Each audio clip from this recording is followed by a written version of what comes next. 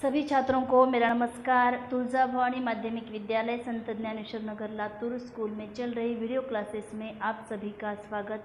आज हम कक्षा 9वीं विषय हिंदी का रचना विभाग देखेंगे। जो कविता हमने देखी थी पहेलियाँ ऐ सखी, इसके बाद जो रचना विभाग आता है, रचना विभाग में हमें यहाँ पर कल्पना पल्लवन, यहाँ पर पृष्ठ क्रमांक दिया गया है 20। उसमें देखो कल्पना पल्लवन में आपको एक प्रश्न पूछा गया है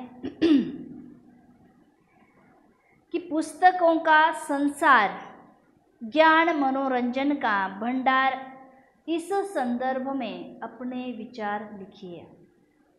पुस्तकों का संसार ज्ञान मनोरंजन का भंडार, इस विषय पर अपने विचार लिखिए। ये प्रश्न आपके जो रचना विभाग में आया है, स्पष्ट प्रश्न के बारे में आज हम चर्चा करेंगे। तो छात्रों, आप सभी को पता है पुस्तक जिसे हम किताब कहते हैं, किताब के बारे में, जैसे कि किताब हमारा मित्र है। एकाध मित्र जैसे दूसरे मित्र की, अपने मित्र की सहायता करता है, उसी प्रकार किताब पुस्तक हमारा मित्र है। क्योंकि पुस्तकें पढ़कर बहुत सारा ज्ञान हम प्राप्त कर लेते हैं, हमारे ज्ञान की वृद्धि होती है। इसलिए पुस्तक का संसार ज्ञान मनोरंजन का भंडार, बहुत सारा ज्ञान प्राप्त कर सकते हैं, इसीलिए इसे भंडार कहा गया है। ज्ञान, उसके साथ ही साथ मनोरंजन, हमारा मनोरंजन होता है। जैसे कहानियाँ पढ़कर, कविताएं पढ़कर, कहानियों का और कविताओं का यही उद्देश्य होता है कि कहानियाँ और जो कविताएं हैं पढ़कर हमें ज्ञान प्राप्त होता है, उसी के साथ ही साथ हमारा मनोरंजन होता है। इसीलिए हम कविताएं पढ़ते हैं, कहानियाँ पढ़ते हैं।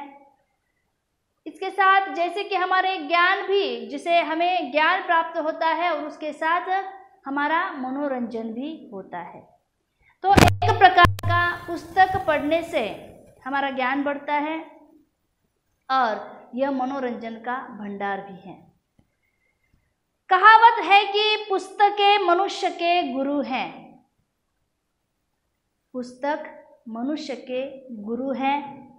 पुस्तकें तरह तरह के विषय से संबंधित होती हैं और हम भी देखते हैं कि आप 9वीं कक्षा के छात्र हैं, तो आपको भी पता है कि आपके पास जितने सारे किताबें हैं, आप अपनी कक्षा के कितनी सारी किताबें हैं, हर एक विषय की अलग अलग से पुस्तक आपके पास हैं।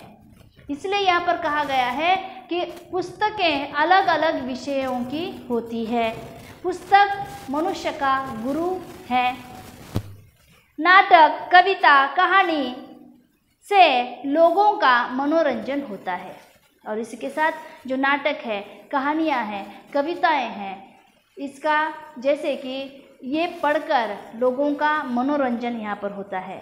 धार्मिक पुस्तकों से हमें धर्म संबंधी अनेक बातों की जानकारी भी मिलती है। उसी प्रकार की जिस प्रकार शैक्षिक पुस्तकें हैं, हमारे अध्ययन अध्यापन की पुस्तकें हैं, उसी प्रकार धार्मिक पुस्तकें भी हैं और धार्मिक पुस्तकें पढ़ने से हमारा धर्म का ज्ञान जो है बढ़ जाता है। धर्म के बारे में जो बातें हैं, जो जानकारियां हैं, हमें मिलती हैं। इसी तरह तकनीकी विषय, जिसे हम टेक्नोलॉजी कहते हैं, तकनीकी विषय की भी तरह तरह की पुस्तकें उपलब्ध हैं। टेक्नोलॉजी है, इसका अर्थ क्या है कि हर विषय की पुस्तकें होती हैं, चाहे वो धार्मिक हो, तकनीक हो, आ रहा है समझ में। तो धर्म संबंधी जानकारी देने वाला धार्मिक पुस्तक है।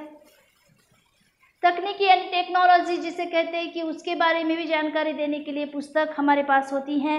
इतिहास से हमें अपने अतीत का पता चलता है। समझो कि इतिहास की किताब आपके पास है और इतिहास की किताब पढ़कर हमें हमारे अतीत का पता चलता है। जो कुछ पहले हुआ है उसका पता हमें चलता है। जो इतिहास में होकर गया है, जो घटनाएं इतिहास में घटित हो चुकी हैं, इसके बारे में हमें इतिहास का पुस्तक बताता है। इन पुस्तकों से पाठकों को विभिन्न विषयों से संबंधित जानकारियां मिलती है और ऐसे विभिन्न विषयों की पुस्तक पढ़कर पाठकों को, पाठक यानी जो पुस्तक पढ़ता है, पाठकों को अनेक विषयों की जानकारी यहाँ पर आसानी से मिलती है तथा उनका ज्ञानार्जन भी होता है। जानकारी मिलती है और उसी के साथ ज्ञानार्जन भी यहाँ पर होता है। पुस्तकें ज्ञान का भंडार होती हैं। जैसे हमने कहा है कि पुस्तकें ज्ञान का भंडार होती है। भंडार यानी भंडार, खजाना, आ रहा है समझ में? एक नहीं, बहुत सारे जहाँ पर पुस्तकें हैं, अलग अलग विषयों की पुस्तकें हैं, तो बहुत सारा ज्ञान हम पुस्तकें पढ़कर प्राप्त कर सकते हैं। आ रहा है समझ में? जैसे कि हम छात्र हैं कि हमने 10वीं कक्षा तक पढ़ लिया तो तब तक ही हम छात्र हैं? नहीं, है ना। जैसे कि हम छात्र हैं, जब तक हम जिंदा हैं तब तक हम छात्र ही बनकर यहाँ पर रहते हैं। इसका अर्थ है कि जीवन में कुछ ना कुछ हम हर दिन कुछ ना कुछ सीखते हैं, कुछ ना कुछ ज्ञान प्राप्त कर लेते हैं, है ना। इसीलिए हम छात्र ही हैं। इसका अर्थ यहाँ पर बताया गया है, देखो कि पुस्तकें जो हैं ज्ञान का भंडार है। चाहे जितना हम चाहे उतना ज्ञान हम प्राप्त कर सकते हैं हर प्रत्येक विषय की पुस्तक पढ़कर। कहते हैं जिस घर में पुस्तकें नहीं होती वह घर बिना खिड़कियों वाले घर की भांति होता है, जिसमें ज्ञान रूपी हवा का प्रवेश नहीं होता। कहते हैं कि जिस घर में पुस्तकें नहीं हैं, अब देखो ऐसा तो कोई घर ही नहीं होता ही नहीं है कि जहाँ पर पुस्तकें नहीं होती। अरे समझ में, अगर किसी घर में पढ़ने वाले कोई नहीं है, अरे समझ में, हमारे दादा दादी हैं, बुजुर्ग हैं, तो उनके भी कुछ अलग पुस्तकें होती हैं, धार्मिक पुस्तकें होती हैं जो वो रोजाना पढ़ते हैं। अरे समझ में, ग्रंथ होते हैं बड़े बड़े, तो ग्रंथ पढ़ना भी उनका नित्य कर्म होता है, इसीलिए घर में पुस्तक होते ही है।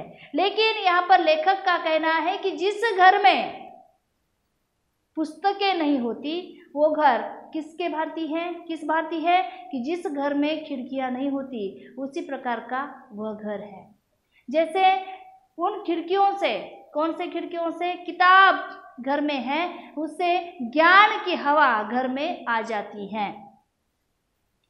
पुस्तकों ने अनेक महापुरुषों के जीवन को प्रभावित किया है।